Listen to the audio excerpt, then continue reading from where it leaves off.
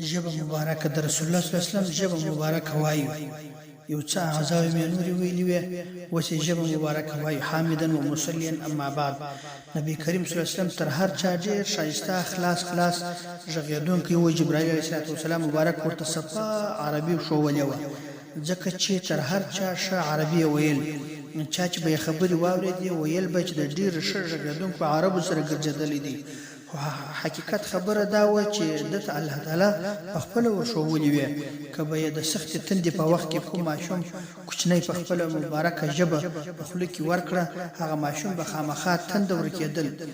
قاضي عیاض رحمت الله علیه مبارک فرمایي چې پیغمبر علیه الصلاه والسلام مبارک چې د مکې مکرمه او مدینه منورې د اهل حجاز د خلکو سره په کومه ژبه او طریقه خبرې کولې د نور عربو سره په هغه طریقه خبرې نه وي لکه مثلا د یمن خلکو جلا قسم عربي و د همدان د خلکو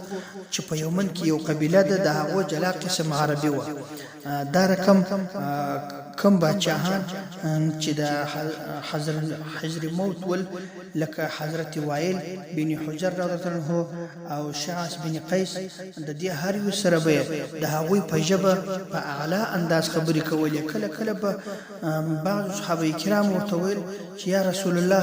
موږ درته فصیح نه دی لیدلی د مبارک په اثبات کې ورته ویل چې څنګه به داسې نه وي قرآن کریم زما په ژبه نازل شوی دی پښکاره او واضحه عربي الشفاء یو بل روایت کې ذکر شوی دی چې پیغمبر علیه السلام مبارک و فرمایل چې زه په ټولو عربو کې فصیح یم ځکه چې یو خو زه د قریشو څخه یم او بل په بني سعد قبیله کې تربیه شوی یم اول خو قریش په عربو کې فصیح دي بیا بني سعد قبیله هم په فصاحت کې شهرت او نوم درلودي الشفاء قاضي عیاض رحمت الله علیه مبارک فرمایي چې الله جل جلاله د پیغمبر علیه السلام مبارک د څرګنده او پیاوړي قوت چې په خبرو کې لرل صاف الفاظ حاضر الفاظ به ویل ځلان د کلام به جنې جوړوي الهي وحي به ور یو ځای کې چې هیڅ بشر به د هغه مقابله نشو کولای الشفاء لکه څرنګه چې ام معبد رضی الله عنها مبارک د پیغمبر علیه السلام مبارک په صفت کې وایي خبرې خوږې وي سره جلا وي نه ډېرې وي نه لږ وي خبرې هر خبره جلا د فهم وړ خبرې لکه پیوندلې ملغلري یو په بل سره لویدلې الشفاء علامه جلال الدین سیوطی رحمت الله علیه مبارک فرمایي چې د حضرت عمر بن خطاب رضی الله عنه مبارک د پیغمبر علیه السلام مبارک څخه پوښتنه وکړه چې یا رسول الله ته خو دلیه زموږ سره یې بهر ته نه وتلی نو تر موږ ټولو فصیح یې پیغمبر علیه السلام مبارک ورته وفرمایل چې د اسماعیل علیه السلام مبارک ژبه چې عربي ده هغه پخوا لا زړه سوې وه بیا ما ته جبرائیل علیه السلام مبارک هغه صاف عربي راوړه او ما یاد کړل خصائص الکبرى پیغمبر علیه السلام مبارک په ښه غږېدلو کې نه ستړي کېدونکی طاقت درلودی لکه امام مسلم رحمت الله علیه مبارک چې په کتاب الفتن کې د حذیفه بن الیمان رضی الله عنه مبارک څخه روایت کوي چې پیغمبر علیه السلام مبارک یو ورځ ولاړ شو او وینا او تقریر شروع کړي تر ورځې د قیامت چې څه پیښیږي د هغو څخه یې شی نه دی پرېښی موږ په موږ کې چې چا یاد کړل هغه یاد کړل او چې هیر اسول هغه هیر ټول صحیح المسلم امام مسلم رحمت الله علیه مبارک په کتاب الفتن کې د ابو زید رضی الله عنه مبارک څخه روایت کوي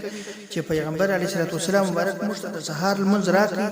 او بیا و منبر شریف ته وخاطي وینا یې شروع کړ تقریر شروع کړي یو څه چې ترڅو چې د ماپښین د لمانځه وخت شو نو د منبر شریف څخه خراشوه شو او لمونځ یې راکړي بیا و منبر شریف ته وخاطي او تقریر شروع کړي ترڅو چې د مازدیګر د لمانځه وخت شو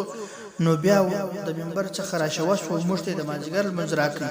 د مازدیګر د لمانځه وروسته بیا و منبر شریف ته وخاطي او خبرې شروع کړي تقریر شروع کړي ترڅو د لمر لوېدو او ماښام شو نو حضرت ابو زید رضی الله عنه مبارک فرمایي چې پیغمبر علیه السلام مبارک ته موږ ته په دې وینا کې ټول هغه بیان کړ چې څه مخته موجود ول یا د دې وروسته پیدا کېدل یعنی د مخلوقاتو د پیدایښت څخه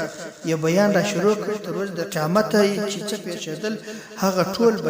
ټول یې بیان کړل. حضرت ابو زید رضی الله عنه مبارک فرمایي چې په دې ورځ په موږ کې هغه څوک د ډېر علم خاوند څو چې ښه او پیاوړې حافظه یې درلودل. صحیح المسلم.